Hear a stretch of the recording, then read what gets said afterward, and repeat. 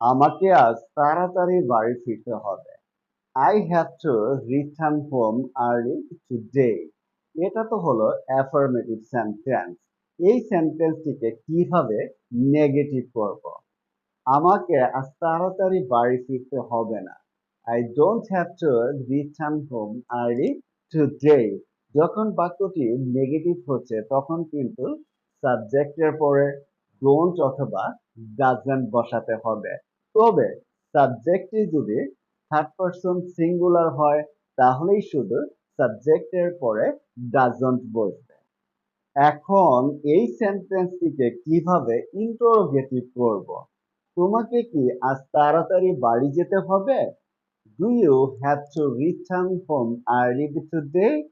যখন সেন্টেন্সটি ইন্টারোগেটিভ হচ্ছে তখন কিন্তু সাবজেক্টের আগে ডু অথবা ডাজ বসবে। তবে সাবজেক্টটি যদি থার্ড পারসন সিঙ্গুলার হয় তাহলেই শুধু সাবজেক্টের আগে ডাজ বসবে।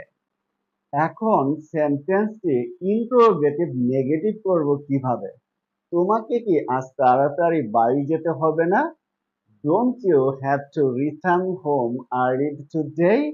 যখন সেন্টেন্সটি ইন্টারোগেটিভ নেগেটিভ হচ্ছে তখন সাবজেক্টের আগে ডোন্ট অথবা ডাজন্ট বসবে।